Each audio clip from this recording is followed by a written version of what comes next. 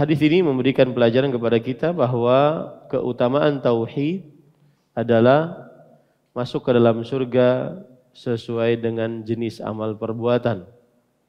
Dan yang dimaksud dengan sesuai dengan jenis amal perbuatan adalah tingkatan di dalam surga sesuai dengan amalan-amalan yang dimilikinya.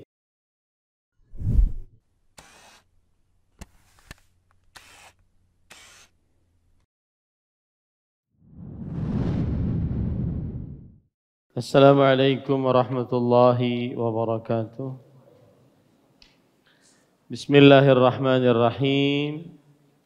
Innal hamdalillah nahmaduhu wa nasta'inuhu wa nastaghfiruh wa na'udzu billahi min shururi anfusina wa sayyiati a'malina. Man yahdihillahu fala mudilla lahu wa man yudlil fala hadiya lahu. وأشهد أن لا إله إلا الله وحده لا شريك له وأشهد أن محمدا عبده ورسوله يا أيها الذين آمنوا اتقوا الله حق تقاته ولا تموتن إلا وأنتم مسلمون يا أيها الناس اتقوا ربكم الذي خلقكم من نفس واحدة وخلق منها زوجها وبث منهما رجالا كثيرا ونساء واتقوا الله الذي تساءلون به والأرحام إن الله كان عليكم رقيبا يا أيها الذين آمنوا اتقوا الله وقولوا قولا سديدا يصلح لكم أعمالكم ويغفر لكم ذنوبكم ومن يطع الله ورسوله فقد فاز فوزا عظيما أما بعد فإن أصدق الحديث كتاب الله وأحسن الهدي هدي محمد صلى الله عليه وعلى آله وسلم وشر الأمور محدثاتها وكل محدثة بدعة وكل بدعة ضلالة وكل ضلالة في النار. Alhamdulillah, kita bersyukur pada Allah Subhanahu wa taala pada hari ini, hari Kamis malam Jumat 28 Safar 1445 Hijriah, kita dimudahkan oleh Allah Subhanahu wa taala untuk kembali duduk bersama di Masjid Utsman bin Affan, Handil Bakti, Barito Kuala, Kalimantan Selatan, dalam sebuah kajian rutin membaca kitab Tauhid yang ditulis oleh Al-Imam Al-Mujaddid Muhammad bin Abdul Wahhab An-Najri rahimahullahu ta'ala, dengan membaca syarahnya, yaitu Al-Jadid fi Syarhi Kitab Tauhid, yang ditulis oleh Fadilatul Syekh Muhammad bin Abdul Aziz As-Sulaiman Al-Qara'awi rahimahumullahu ta'ala.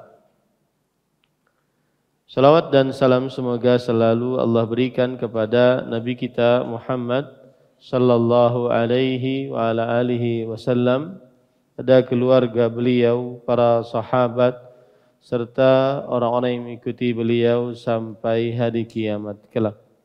Dengan nama-nama Allah yang husna dan sifat-sifatnya yang mulia, kita berdoa, Allahumma inna nas'aluka ilman nafi'an wa rizqan tayyiban wa amalan mutaqabbala. Allahumma amin. Kita masih di dalam bab yang kedua, babu fadlu at-tauhidi wa ma yukaffiru minadz-dzunub. Bab keistimewaan tauhid dan dosa-dosa yang diampuni karenanya. Pada pertemuan sebelumnya kita sudah menyebutkan dan mempelajari dua dalil yang dibawakan oleh penulis tentang keutamaan tauhid. Yang pertama adalah surat Al-An'am ayat 82, alladzina amanu wa lam yalbisu imanahum bidzulm ulaika lahumul amnu wa hum muhtadun. Yang artinya dan orang-orang yang beriman dan tidak mencampur adukan keimanan mereka dengan kezaliman. Mereka mendapatkan keamanan dan mereka orang-orang yang diberi petunjuk. Ini ayat menunjukkan kepada keutamaan tauhid, yaitu orang yang bertauhid dan tidak mencampurkan keimanannya dengan tauhid, dengan kesyirikan, maka dia akan mendapatkan keamanan dan petunjuk masuk ke dalam surganya Allah Subhanahu wa taala. Aman di dalam dunia dan aman tidak masuk ke dalam neraka, baik langsung ataupun tidak langsung, baik langsung masuk ke dalam neraka ataupun setelah dihisab. Kemudian dalil yang kedua yaitu hadis Ubadah bin Samit radhiyallahu anhu.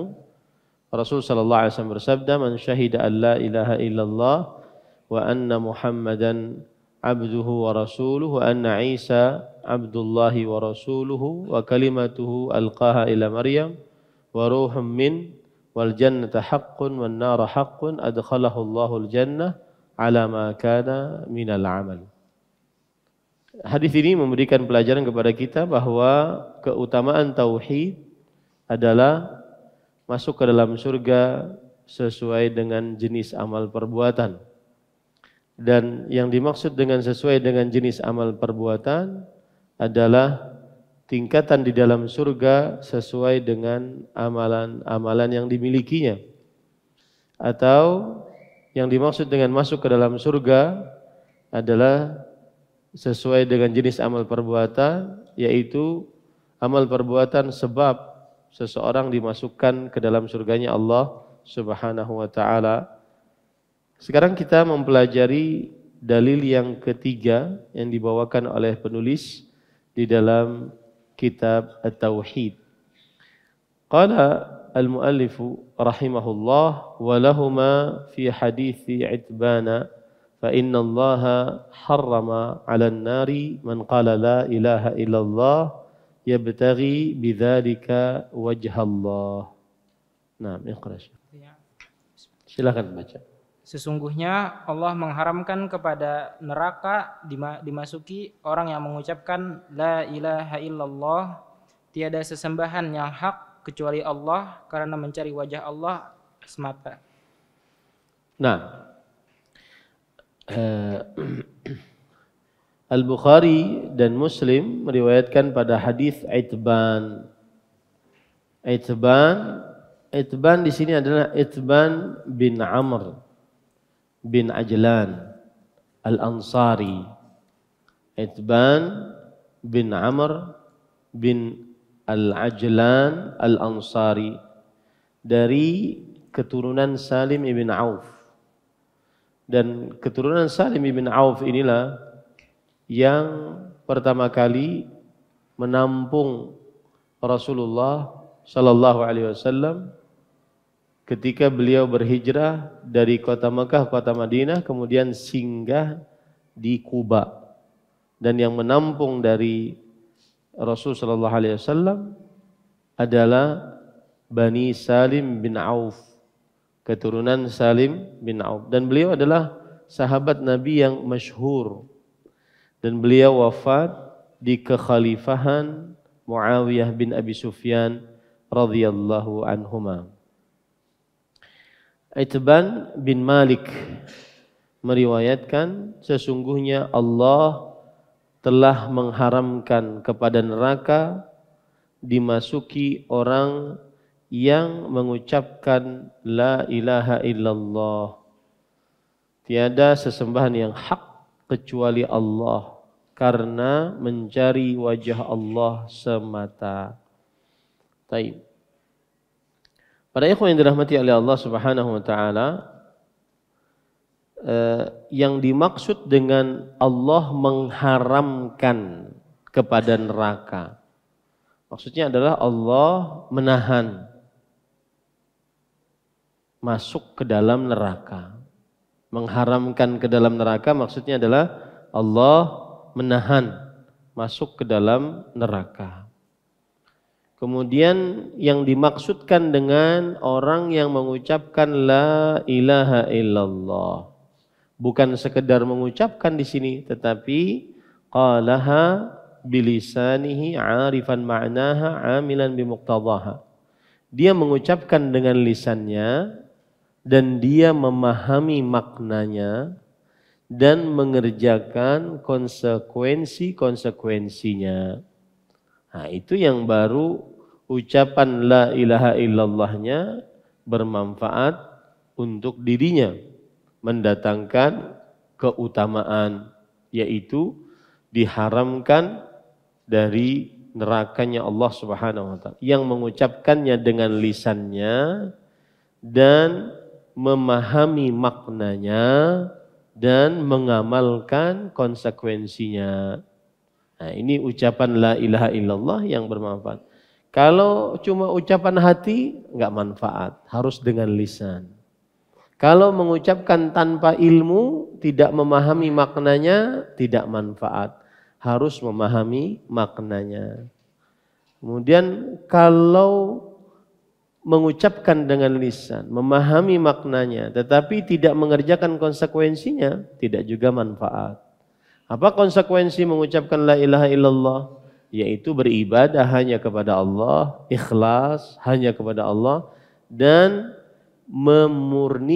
menjauhkan diri dari kesyirikan. Ini konsekuensi la ilaha illallah. Beribadah, ikhlas hanya kepada Allah, dan menjauhi Tuhan-Tuhan yang disekutukan dengan Allah Subhanahu wa taala.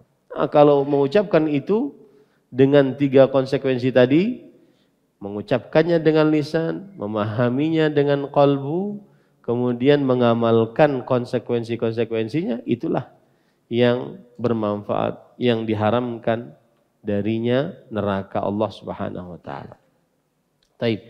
Kemudian pensyarah kitab Tauhid yang kita baca sekarang Al-Jadid fi Syarh Kitab Tauhid, beliau berkata, Asy-Syarhul Ijmali, penjelasan secara global.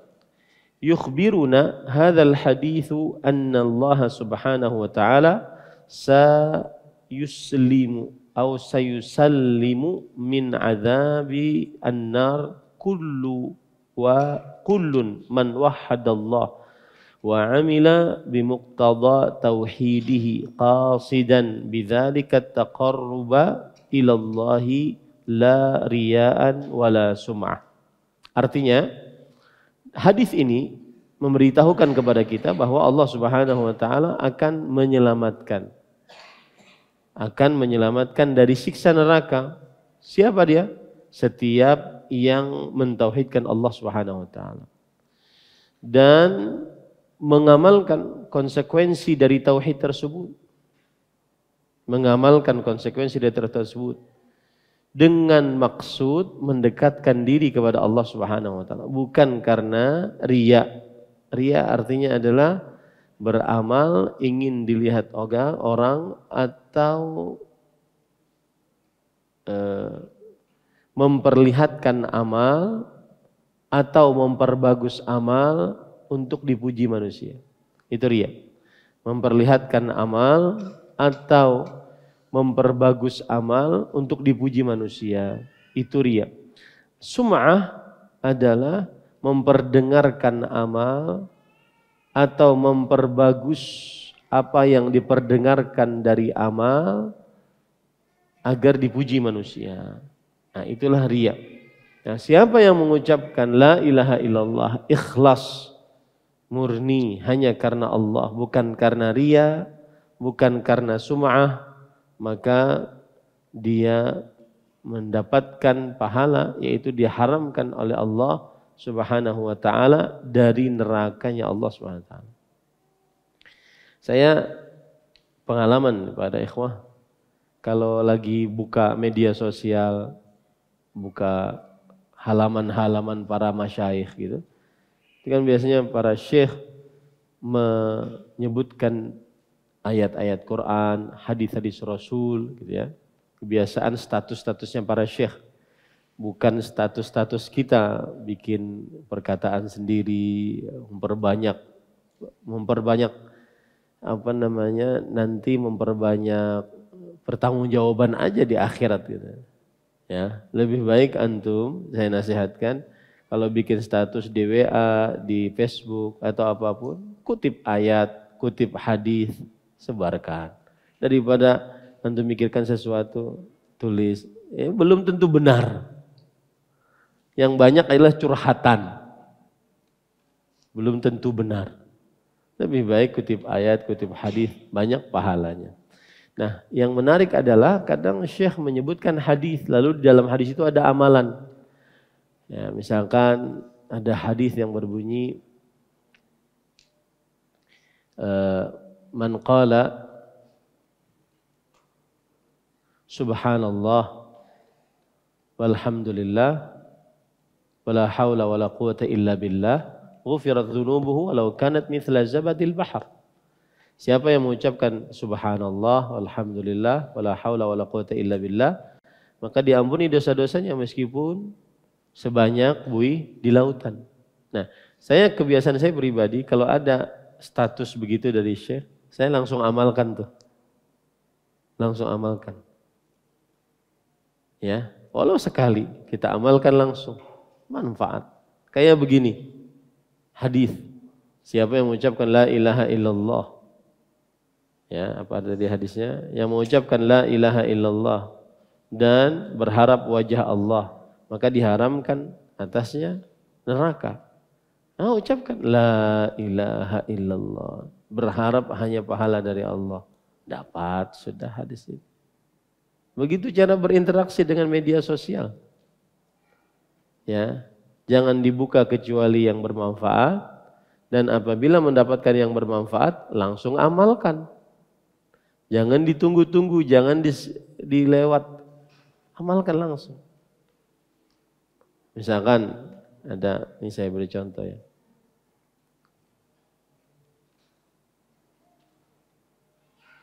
Oh, enggak ada. Di handphone ini tidak ada media sosial. Cuma ada WhatsApp, ada tele. Di satu handphone satu lagi yang saya biasa buat live kajian. Maka begitu maksud saya. Nasihat ini.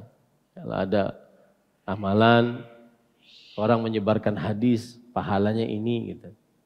Maka kerjakan. Walau sekali.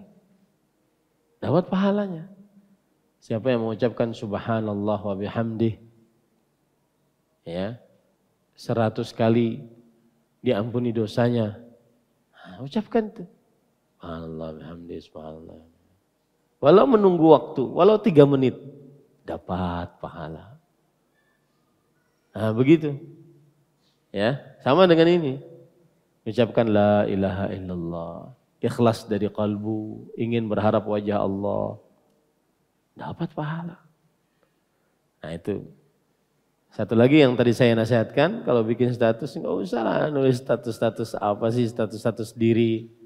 Ya manfaat. Yang membanyak-banyaki pertanyaan di alam kubur. Ya. Buku catatannya nanti tambah banyak dengan status-status satu. Mendingan amalkan hadis Rasul. Nih sekarang saya nyebutkan nih.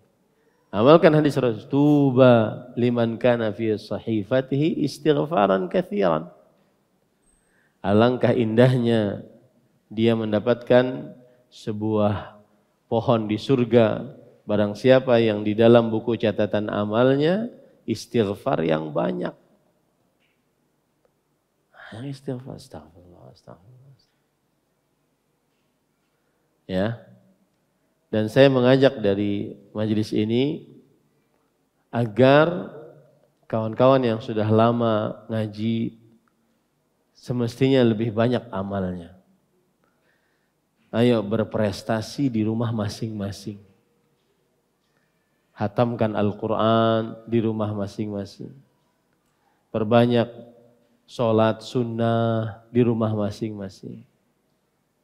Perbanyak zikir, selawat di rumah masing-masing. Perbanyak amal. Ya. Semestinya yang sudah lama ngaji semakin banyak amalnya. Dan di rumah, bukan di masjid dilihat orang. Di rumah masing-masing. Berprestasilah dengan banyak amal di rumah masing-masing. Kita mendapati para masyayikh kita ahli ilmu, ahli amal. Sebenarnya tidak menarik atau tidak bagus kita menceritakan syekh kita yang masih hidup. Karena al-hayla tu'man 'alal fitnah. Karena yang masih hidup tidak aman dari fitnah. Kita tidak tahu syekh itu diakhiri hidupnya dengan apa. Tetapi saya akan menyebutkan contoh saja. Masih hidup, saya lihat langsung sendiri. Waktu itu saya lagi daurah di Jakarta bersama Syekh Profesor Dr. Ibrahim bin Amir Ruhaili, guru besar akidah di Masjid Nabawi. Dan kita pernah diajar beliau. Kemudian ada sesi istirahat antara maghrib dengan isya. Akhirnya kita sholat maghrib berjamaah, kemudian Syekh berzikir. Dan Syekh kalau zikir lama, benar-benar berzikir. Dan ini sindiran pada para ikhwah yang sering meringkas-ringkas zikir. Sampai-sampai saya di Masjid di Masjid Al-Faruq ada yang nanya, Ustadz adakah ringkasan zikir setelah sholat fardu? Karena sebagian ikhwah tuh zikirnya cepat sekali Ustadz. Zikirnya kok cepat sekali gitu. Adakah ringkasan zikir? Saya bilang enggak ada, itulah yang zikir. Benar-benar bertasbih 33. Bahkan ada hadis, ada perkataan para ulama, zikir yang dibatasi dengan 33 atau dengan jumlah bilangan, maka termasuk daripada bid'ah yang tercela jika menambahnya atau menguranginya.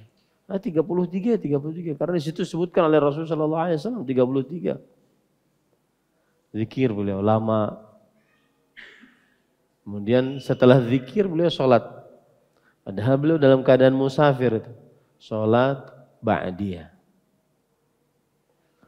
Kemudian setelah 2 rakaat kita kira selesai. Karena biasanya kan kalau kita yang dekat-dekat dengan syekh, habis sholat kita langsung ikut syekh kemana, duduk. Begitu penuntut ilmu. Kemudian setelah selesai 2 rakaat, kita kira syekh mau bangun, mau masuk ke dalam kamar seperti inilah.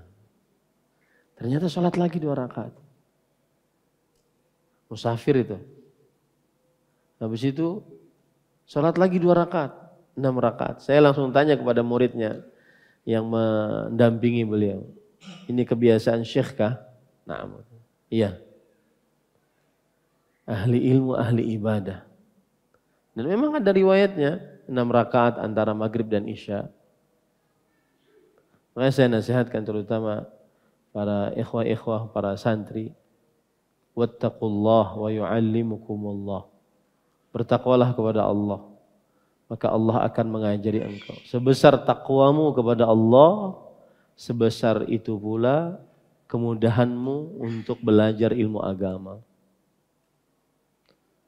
Sebesar takwamu kepada Allah, sebesar itu pula kemudahanmu untuk menghafal Quran dan seterusnya. Nah, saya nasihatkan untuk diri pribadi, ahli ilmu, ahli amal. Tahajudnya, witir kan ada 1 rakaat paling minimal, nanti ada 3 rakaat, 3 rakaat itu ada 2 macam, ada 3 rakaat sekaligus, ada 2-1, kerjakan tuh. Kerjakan bergantian. Nanti ada sholat witir 5 rakaat, ada tata cara sendiri bagaimana sholatnya. Sholat witir ada 7 rakaat, sholat witir ada 9 rakaat, ada tata cara sendiri. Pelajari, amalkan. Ya, ahli ilmu, ahli amal. Semestinya yang sudah lama ngaji semakin banyak amalnya. Amalnya di sini amalan beneran amalan. Beramal. Bersabar dengan beramal. Ya, jangan cuma casingnya saja, berjenggot di atas 2 mata kaki, kemana-mana pakai baju koko, pakai peci, tapi amalnya nggak ada. Zikir setelah sholat jarang, ataupun kalau zikir juga cuma istighfar 3 kali Allahumma anta salam, itu selesai ngobrol. Nggak ada. Ya, ini amalan. Dan saya mendapati itu Syekh, terutama Syekh Ibrahim hafizahullah ta'ala, ketika saya masih mahasiswa, ditakdirkan oleh Allah untuk sama-sama kita di musim haji di Masjid Quba. Saya masih ingat sekali, setiap jam 9 pagi tepat, tidak kurang tidak lebih, pasti ngangkat takbir salat duha. Ahli ilmu, ahli amal. Itu yang membuat apa yang disampaikan masuk ke dalam kolbu. Itu yang membuat seseorang akhirnya mencintai beliau. Karena ilmunya memang dipraktekkan. Ahli ilmu, ahli amal. Nah, saya nasihatkan ya. Sekali lagi nasihatnya tadi, kalau bikin status, sebarkan ayat, sebarkan hadis, itu lebih utama daripada menyebarkan quote sendiri-sendiri. Ya. Belum tentu benar, salahnya iya. Nah, maka sebarkan ayat, sebarkan hadis lebih utama. Sebarkan doa yang sahih dari hadis Rasul SAW agar orang mengamalkannya, kemudian kita dapat pahalanya. Kemudian yang kedua, amalkan. Apa yang antum dapat di media sosial yang baik-baik, langsung amalkan. Asalkan hadisnya sahih, riwayatnya sahih, amalkan langsung. Jangan menunggu. Kemudian yang ketiga, yang sudah lama ngaji, semestinya semakin banyak amalnya. Semakin banyak amalnya. Baca Quran. Dan baca Quran itu waktunya malam. Disunnahkan malam hari. Makanya kan ada hadis Rasulullah SAW kalau ketinggalan membaca Al-Quran di malam hari, maka beliau ganti nanti di waktu duha. Karena memang sunnahnya baca Quran di malam hari. Ya ayyuhal muzammil qumil laila illa qalila nisfahu aw yanqus minhu qalila aw zid alaihi warattil Qur'ana tartila. Wahai orang berselimut, bangunlah dan janganlah tidur kecuali sedikit saja. Dan atau tambah sedikit, setengah dari malam atau tambah sedikit. Kemudian bacalah Quran dengan tartil di malam hari. Baca Quran itu di malam hari. Karena di pagi hari kita waja'alna an-nahara ma'asya. Kami jadikan siang itu untuk beraktivitas. Ya, bahkan kalau ada orang habis subuh cuma cukup dengan zikir pagi, belum baca Quran, baca Qurannya di malam hari sudah bagus itu. Ini kalau saya berbicara tentang orang umum ya, beda dengan kegiatan di pesantren. Ya. Zikir pagi, di dalamnya kan zikir pagi ada baca Quran, ada ayat kursi, ada Al-Fatihah, ada Al-Ikhlas, Al-Falaq, An-Nas, ada ayat kursi.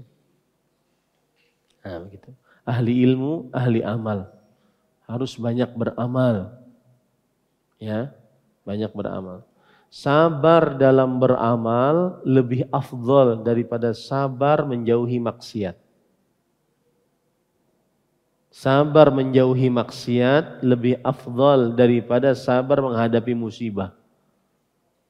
Nabi Yusuf alaihi salam dibuang ke dalam sumur kering. Kemudian diambil oleh para pengembara, dijual sebagai budak dengan harga yang murah. Sabar Nabi Yusuf alaihi salam. Tapi kesabaran jenis ini kurang afdal daripada sabar menghadapi maksiat. Sabarnya Nabi Yusuf ketika diajak oleh istri gubernur Mesir Al-Aziz untuk berzina. Beliau sabar tidak mau berzina. ini lebih afdal daripada yang kena musibah tadi. Dua ini sabar dalam menjauhi maksiat, sabar dalam menghadapi musibah, kalah dengan sabar mengerjakan ketaatan. Sabar bangun malam, sabar baca Quran, ya. Dan subhanallah ada pemandangan-pemandangan menarik dari para masyayikh kita itu. Walaupun sedikit, tapi beliau sangat menghargai yang sedikit itu. Saya katakan tadi baca Quran ya. Baca Quran sedikit. 1 ayat, 2 ayat, 3 ayat. Baca Quran. Habis itu tutup diri dengan baca Quran tersebut. Lalu tidur. Bandingkan dengan orang yang setiap malamnya rebahan. Scroll. Menonton berita yang tidak bermanfaat. Menonton konten yang tidak bermanfaat. Bandingkan itu. Ini para ikhwan yang dirahmati ya. Ahli ilmu, ahli amal. Nah ini sedikit tadi membicarakan tentang itu. Al-fawaid. Awalan la yadkhulun nara man akhlasa tauhid lillah. Yang pertama, faedah-faedah, tidak masuk ke dalam neraka siapa yang mengikhlaskan tauhid karena Allah. Apa arti mengikhlaskan tauhid? Maksudnya adalah mengikhlaskan ibadah karena Allah Subhanahu. Karena salah satu makna tauhid adalah mengesahkan Allah dalam ibadah. Maka yang dimaksud dengan mengikhlaskan tauhid adalah mengikhlaskan ibadah untuk Allah Subhanahu wa taala semata. Maka keutamaan tauhid di sini adalah tidak masuk ke dalam neraka seorang yang mengikhlaskan amal ibadah hanya karena Allah. Yang kedua, la tasluhul aqwal wal a'mal illa biniyati taqarrubi illa Allah. Amalan dan ucapan tidak dianggap sebagai ibadah kecuali dengan meniatkan untuk mendekatkan diri kepada Allah. Ucapan, amalan kita tidak dianggap sebagai ibadah jika tidak diniatkan untuk mendekatkan diri kepada Allah Subhanahu wa taala. Tsalitsan itsbatu sifatil wajh lillahi taala. Penetapan sifat wajah untuk Allah Subhanahu wa taala. Allah memiliki wajah yang sesuai dengan keagungan dan kemuliaan Allah Subhanahu wa taala. Meskipun orang-orang ahli kalam mencela dakwah sunnah ini, lihat tuh, dakwah sunnah orang-orang yang menjasmanikan Allah. Nah, kita katakan, kita lebih percaya kepada firman Allah daripada justifikasi kamu. Firman Allah mengatakan,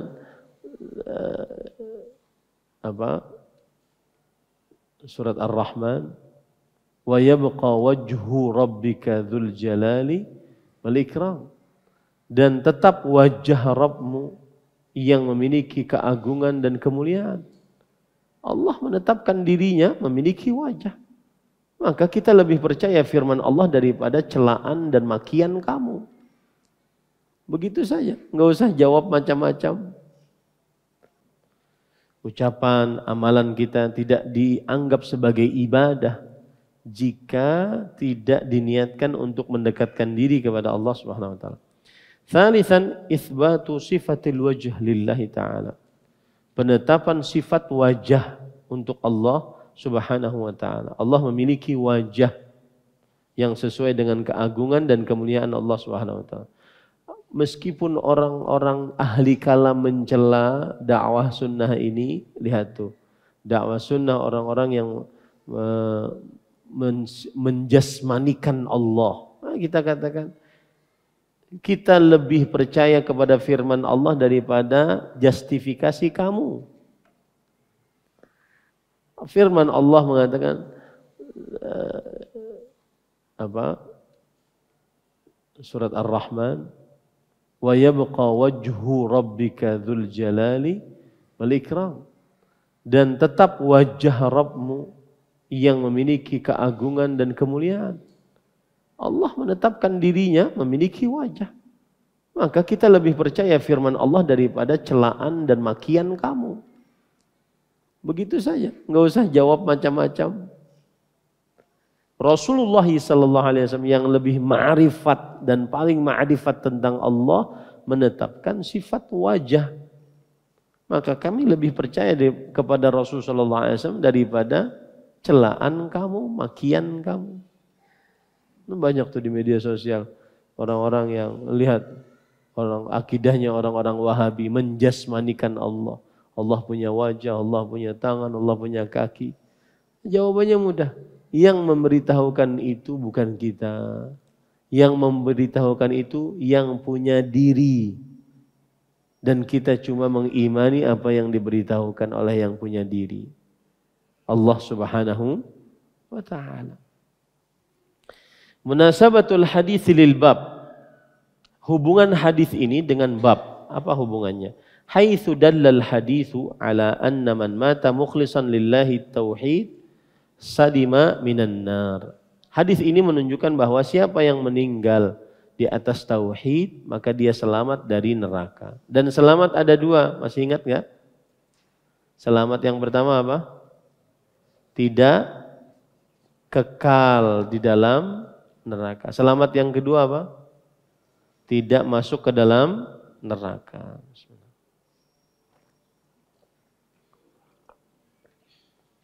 Baik, silahkan baca hadis selanjutnya.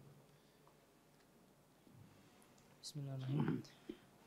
Diriwayatkan dari Abu Sa'id Al-Khudri rahimahullah bahwa radhiyallahu anhu bahwa Rasulullah sallallahu alaihi wasallam bersabda, qala Musa ya Rabbi 'allimni syai'an adhkuruka wa ad'uka bihi.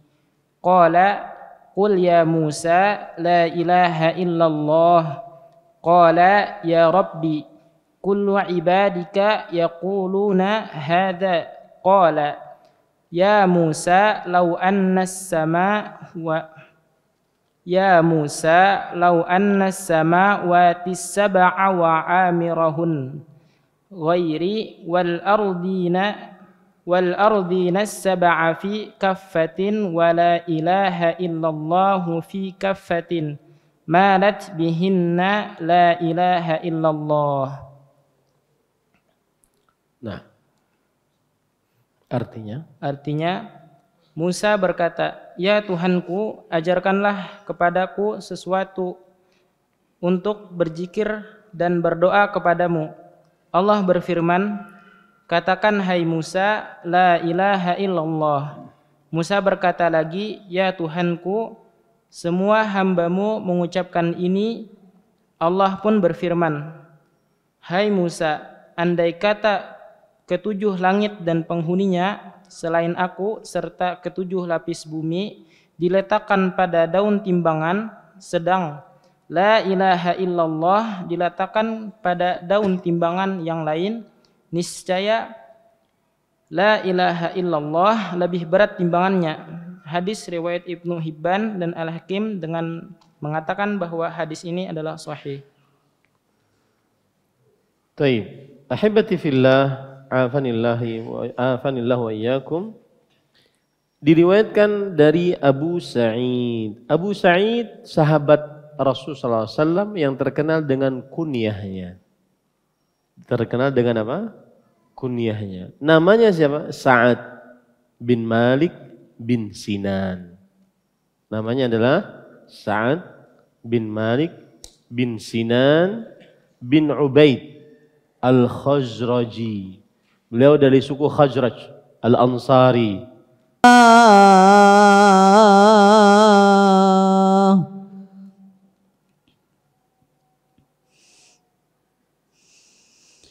Hayya 'alal falah.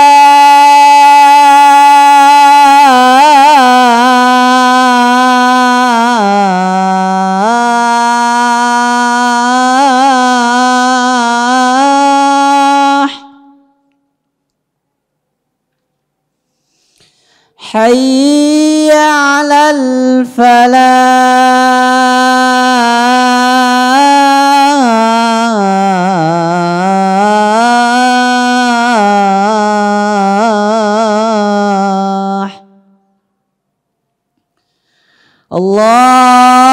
أكبر الله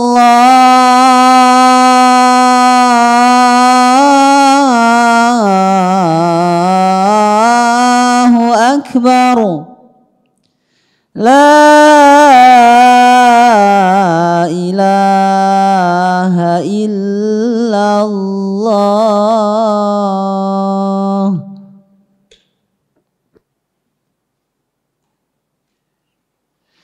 Baik, kita lanjut. Musa alaihissalam berkata, "Ya Tuhanku, ajarkanlah kepadaku sesuatu untuk berzikir dan berdoa kepadamu." Maksudnya berzikir di sini maksudnya adalah memuji. Untuk berzikir maksudnya adalah memuji Allah Subhanahu wa taala. Dan berdoa kepadamu maksudnya adalah bertawassul dengan hal tersebut jika aku berdoa kepadamu. Jadi beliau minta bacaan dan saat beliau berdoa, beliau baca bacaan tersebut. Itu maksudnya. Kemudian Allah berfirman, katakanlah hai Musa, la ilaha illallah. Musa berkata, ya Tuhanku, semua hambamu mengucapkan ini.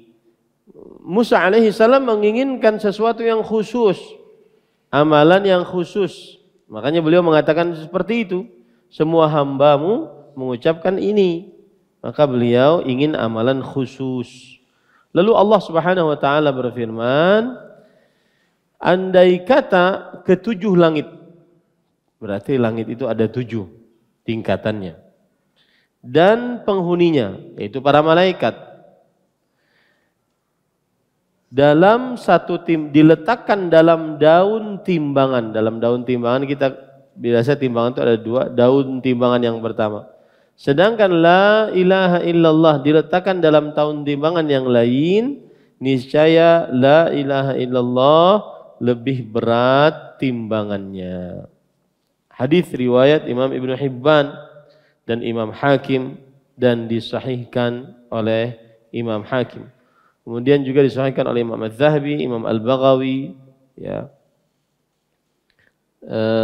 Dan hadis ini para ikhwan yang dirahmati oleh Allah Subhanahu wa taala disahihkan oleh sebagian ulama dan dinyatakan lemah oleh sebagian ulama. Taib. Sekarang asy-syarhul ijmali, penjelasan secara global. Yukhbiruna nabiyuna sallallahu alaihi wasallam anna Rasulullah sallallahu alaihi wasallam anna Rasulullah Musa alaihi salam talaba min Allah syai'an min anwa'il ibadah yakhussuhu bihi likai yuthni alaihi wa yatawassalu ilaihi bihi idza da'ahu. Artinya Rasulullah sallallahu alaihi wasallam memberitahukan kepada kita bahwa Nabi Musa alaihissalam meminta kepada Allah sesuatu dari zikir yang khusus untuk beliau. Dengan zikir tersebut Nabi Musa alaihissalam bisa bertawassul kepada Allah di dalam doanya. Dengan zikir tersebut Nabi Musa alaihissalam bisa bertawassul kepada Allah dengan doanya. Maka Rasul sallallahu alaihi wasallam pun mengucapkan atau memberikan petunjuk, yaitu Allah Subhanahu wa taala pun memberikan petunjuk agar mengucapkan la ilaha illallah. La ilaha illallah. Tapi Nabi Musa wahia la ilaha illallah. Walamma talaba Musa ghairaha lintishariha bainan nas akhbarahu ar-Rabb azza wa jalla anna hadhil jumlah min adh-dhikr law wudi'at fi kaffati mizi. Yaitu la ilaha illallah. Taib, al-fawaid. Awalan yajuzu lisyakhsi an yas'al Allah syai'an yakhussuhu Allah bihi. Boleh seseorang minta kepada Allah untuk sesuatu yang khusus, boleh, tidak mengapa. Ya, asalkan tidak berlebihan. Misalkan ya Allah, ada seorang lagi tawaf, lagi berdoa di depan Ka'bah. Ya, berdoa depan Ka'bah. Kemudian dia minta istri. Allahumma zawwijni zawjatan salihah. Ya Allah, berikan aku istri yang salihah. Nah, bagus tuh, khusus kan? Boleh minta seperti itu. Nah, cuma jangan terlalu berlebihan. Kadang-kadang disebutkan sifat-sifatnya, tinggi semampai, putih mengkilat, ya, ini bihun ini, ya, ini terlalu berlebihan. Nah, orang tadi kadang berdoa kepada Allah Subhanahu Wa Taala di depan Ka'bah, dia bagus sudah doanya khusus tapi tidak berlebihan, minta istri yang salihah. Cuma dia kemudian merinci. Nah, ini yang rincian ini yang kadang berlebihan. Itu yang tidak boleh. Apalagi ada orang lewat, perempuan lewat. Kita tahu di perempuan di Ka'bah kebanyakan tidak memakai cadar. Ya, kemudian dia bilang, "Ya Allah, kalau bisa seperti yang lewat ini." Nah, ini ya boleh. Ya, boleh berdoa yang khusus asalkan tidak berlebihan. Thaniyan anna ar-rusul la ya'lamuna illa ma 'allamahumullahu bih. Nah, ini penting nih. Yang kedua, para rasul itu tidak mengetahui ilmu kecuali yang diajarkan oleh Allah Subhanahu wa taala. Para rasul tidak mengetahui kecuali yang diajarkan oleh Allah, ilmu kecuali yang diajarkan oleh Allah Subhanahu wa taala. Tsalitsan itsbatu sifatil qauli lillahi subhanahu. Yang artinya penetapan sifat kalam untuk Allah Subhanahu wa taala. Di sini Allah berbicara dengan Nabi Musa alaihissalam. Berarti itu sifat kalam. Kalamnya dimiliki oleh Allah Subhanahu wa taala. Kita menetapkan akan sifat itu. Yang keempat, itsbatu annas samawat maskunah. Keempat, bahwa langit itu ada penduduknya. Langit itu ada apa? Penduduknya, yaitu para malaikat. Khamisan itsbat annal aradina sab' kas-samawat. Penetapan bahwa bumi itu juga 7 lapisan sebagaimana langit 7 lapisan. Nah, Allahu alam lapisan bumi ini bagaimana? Yang jelas langit 7 lapisan, bumi juga 7 lapisan. Sadisan itsbatul mufadhalah bainal a'mal. Penetapan bahwa di antara amalan-amalan itu ada tafadul, kelebihan keutamaan. La ilaha illallah amalan yang paling utama. Cabang keimanan yang paling tinggi. Kemudian adnaha imatatul adza 'anil thariq. Yang artinya yang paling rendah adalah menjauhkan gangguan dari jalan. Nah, ini menunjukkan amalan itu ada tingkatan yang tinggi, ada yang pertengahan, ada yang rendah. Sabi'an bayanu 'izami wa fadli la ilaha illallah. 7, keutamaan la ilaha illallah, yaitu kalau kita lihat dari dalil yang keempat ini, berarti keutamaan la ilaha illallah adalah memberatkan timbangan. Jadi kalau dalil yang pertama, la ilaha illallah keutamaannya adalah memberikan keamanan dan petunjuk. Yang kedua, memasukkan ke dalam surga. Yang ketiga, mengharamkan dari api neraka. Yang keempat yang kita baca sekarang adalah memberatkan timbangan. Nah, munasabatul hadits lil bab, hubungan hadis ini dengan bab, yaitu keutamaan tauhid. Haitsu dallal haditsu ala anna kalimat tauhid la ilaha illallah hiya afdalul azkar wa athqaluha fil mizan. Artinya hadis ini menunjukkan bahwa kalimat tauhid adalah seutama-utama zikir la ilaha illallah. Seutama-utama zikir dan amalan yang paling berat pahalanya di dalam timbangan. Ya, amalan yang paling berat pahalanya di dalam timbangan. Nah, ini adalah dalil yang keempat. Dalil yang kelima, nah silahkan dibaca. Biar kita selesaikan bab ini ya. Bismillahirrahmanirrahim. At-Tirmizi meriwayatkan hadis yang dinyatakan hasan dari Anas radhiyallahu an. Aku mendengar Rasulullah sallallahu alaihi wasallam bersabda, Qala Allah Ta'ala, Ya bani Adam, Ya bani Adam, law ataitani biqurabil ardi khataya thumma laqitani la tusyriku bi syai'an la ataituka biqurabiha maghfiratan. Allah Ta'ala berfirman, Hai anak Adam, seandainya kamu datang kepadaku dengan dosa sepenuh jagat, sedangkan kamu ketika mati berada dalam keadaan tidak berbuat syirik sedikit pun kepadaku, niscaya aku akan beriman kepadamu. Aku berikan kepadamu ampunan sepenuh jagat pula. Nah, baik. At-Tirmidzi adalah Abu Isa At-Tirmidzi, seorang penulis kitab Sunan At-Tirmidzi. Meriwayatkan hadis yang dinyatakan hasan. Hasan itu di bawah sahih. Apa bedanya hasan dengan sahih? Sahih adalah perawinya kuat hafalannya. Hasan kurang kuat hafalannya. Itu saja bedanya. Syarat hadis sahih itu kan 5. Mattarsala sanaduhu binaqlin adlin dhabit min ghairi syudzuzin wala illah. Hadis yang tersambung sanadnya dengan penukilan oleh seorang rawi yang adil, yang bukan ahli maksiat. Dhabit yang kuat hafalannya. Tidak cacat, tidak juga mungkar, tidak juga menyendiri. Nah, itulah. Nah, bedanya hasan dengan sahih pada poin yang ketiga, yaitu rawinya saduq, tidak kuat penghafalannya.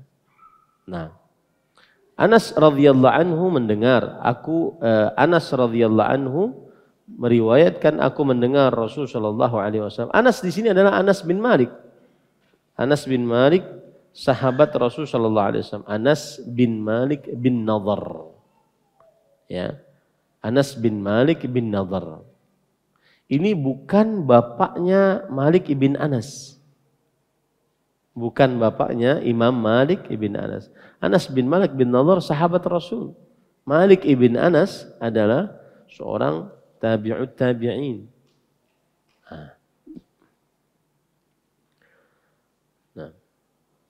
Anas bin Malik radhiyallahu anhu meriwayatkan, aku mendengar Rasulullah SAW bersabda, Allah Subhanahu wa taala berfirman. Ini hadis qudsi. Ini adalah hadis apa? Qudsi. Hai anak Adam. Nah, kan enggak mungkin Rasulullah SAW bersabda seperti ini. Hai anak Adam. Berarti Allah Subhanahu wa taala. Seandainya kamu datang kepadaku dengan dosa sepenuh jagat, maksudnya jagat raya. Ya, isinya dosa semua. 7 petala langit, 7 lapisan bumi, semuanya isinya dosa. Berarti banyak banget. Sedangkan kamu ketika mati dalam keadaan tidak berbuat syirik sedikit pun kepadaku. Artinya mati di atas tauhid. Apa pahalanya? Niscaya aku akan berikan kepadamu ampunan sejagat pula. Ampunan sejagat pula. Taib. Kita ambil penjelasan. Asy-syarhul ijmali. Penjelasan global. Yukhbiruna Allah Subhanahu wa taala fi hadzal hadits anna man mata mukhlishan tauhiduhu lillahi tarikan li jami'i anwa'i syirk fa innallaha sayudhillu sayyi'atih bihasanatin hatta walau kanat dhunubuhu mil al-ardi aw qariban min mil'iha. Allah mengabarkan di dalam hadis qudsi ini, bagi siapa yang meninggal dalam keadaan mengikhlaskan tauhid hanya kepada Allah, meninggalkan seluruh macam kesyirikan, dan tauhid itu poinnya 2, beribadah hanya kepada Allah semata dan tidak beribadah kepada selain Allah. Itu tauhid ada di situ. Tauhid tidak cukup hanya beribadah kepada Allah, tapi tauhid harus mengkufuri Tuhan selain Allah. Nah, sama seperti ini. Ya. Meskipun dosanya sejagat raya diampuni oleh Allah Subhanahu wa taala asal dia mati di atas tauhid. Al-fawaid, faedah-faedah dari hadis ini. Itsbatu sifatil qaul 'ala al-wajhi al-la'iq bih subhanahu. Ini sudah kita bahas, yaitu penetapan sifat kalam untuk Allah Subhanahu wa taala. Sesuai dengan keagungan dan kemuliaan Allah. Tsaniyan, bayanu sa'ati fadlillah wa rahmatih. Menjelaskan tentang luasnya karunia Allah. Nah, ini kalau dibahas menarik para ikhwan. Sebesar apapun dosa kita, kalau kita bertaubat akan diampuni oleh Allah. Jangankan masih hidup, kita bisa bertaubat. Kalau sudah mati pun, seandainya dia mati di atas tauhid, tidak pernah melakukan kesyirikan, maka niscaya diampuni dosanya oleh Allah. Walaupun sebanyak dosanya sejagat raya. Thalithan, al-mautu ala at-tauhidil khalisi syaratun li maghfiratiz dzunub fi hadhihi al-mas'alah tafsil. Kematian di atas tauhid yang murni syarat diampuni dosa. Kematian di atas tauhid yang murni syarat diampuni dosa. Dan di dalam hal ini terdapat rincian. Al-alif, man mata ala syirkil akbar wajabat lahun nar. Yang pertama, alif A. Siapa yang mati di atas syirik akbar pasti masuk ke dalam neraka. Ba, man mata khalisan minasyirkil akbar wa indahu qalilun minasyirkil asghar wa hasanatu turajjihu ala sayyi'atihi dakhala jannah. Siapa yang meninggal terlepas dari syirik akbar, tapi dia memiliki sedikit dari syirik asghar. Kemudian dan dia memiliki kebaikan-kebaikan yang banyak, maka dia masuk surga. Meskipun mati di atas sedikit dari syirik asghar, tapi dia memiliki kebaikan-kebaikan yang banyak, maka dia masuk ke dalam surga. Ya. Dal, man mata khalisan minasyirkil akbar wa indahu syirkun asghar wa sayyi'atu turajjahu ala hasanati ustuhiqqa dukhulun nar lal khuluda fiha. Siapa yang mati dan dia terlepas dari syirik akbar, enggak pernah melakukan syirik akbar, tapi dia memiliki syirik asghar, tapi dosa-dosanya memberatkan timbangannya, maka dia masuk ke dalam neraka tapi tidak kekal di dalamnya. Kenapa? Karena masih ada tauhid.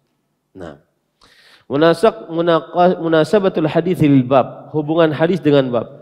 Haitsu dallal haditsu ala anna man mata khalisan minasyirk bi jami' anwa'i dakhala jannah walau kanat dzunubuhu min al-ard. Hadis ini menunjukkan siapa yang mati murni di atas tauhid, terlepas dari kesyirikan dengan segala macam jenisnya, pasti masuk surga meskipun dosanya sejagat raya. Nah, inilah 5 hadis tentang keutamaan tauhid. Ya. Jadi keutamaan tauhid yang pertama apa?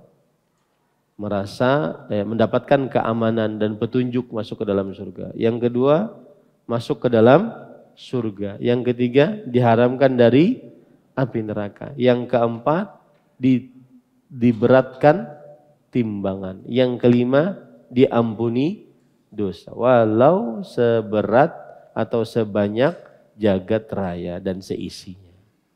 Ya, ingat itu baik-baik tuh, keutamaan tauhid, dihafal. Ya, wallahu a'lam. Nah, ada waktu 5 menitan. Mungkin ada yang ingin bertanya? Tafadhal. Silahkan.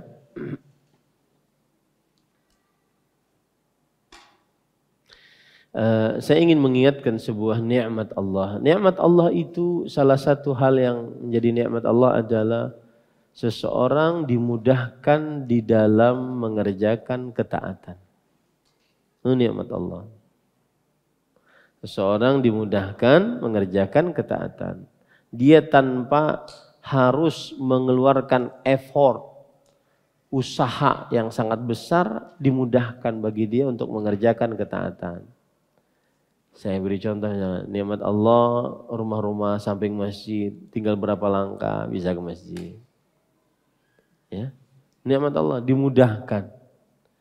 Saya beri contoh juga, nikmat Allah dimudahkan menuntut ilmu, dimudahkan hidup di masjid, ngurus masjid. Oh, nikmat Allah itu. Besar nikmat Allah itu. Ya, dekat dengan masjid, setiap hari ke masjid, membersihkan masjid, nikmat Allah Subhanahu wa taala. Termasuk dalamnya nikmat Allah adalah nuntut ilmu. Dimudahkan nuntut ilmu. Duduk di majelis, Ya. Nikmat Allah Subhanahu wa taala. Di saat ada orang-orang, saya kemarin ketemu orang di NTT. Ustaz, NTT kami belum punya ustaz. Ngemis. Ya. Memang nikmat itu kalau sudah dicabut baru terasa. Enggak ada. Baru terasa. Kami enggak punya ustaz di NTT. Kata dia, mungkin di daerah dia ya, mungkin di daerah lain banyak. Saya bilang harus sepakat kaum muslimin yang ada di situ, yang sudah ngaji dakwah sunnah, harus sepakat kumpul, kemudian ngundang ustadz, sediakan rumah, biayai ustadznya, agar ngajarin kita. Nah, antum sekarang di padangnya ustadz, datang ustadz ke sini, ya, setiap Kamis malam Jumat atau setiap ada malam-malam tertentu ustadz-ustadz yang lain. Nah, semangat dong nuntut ilmu, jangan sok pinter dong. Ya, duduk di majelis ilmu.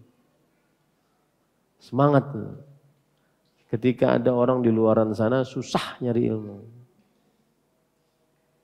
Ya, susah. Ada yang dia saya diundang ke Muara Wahau.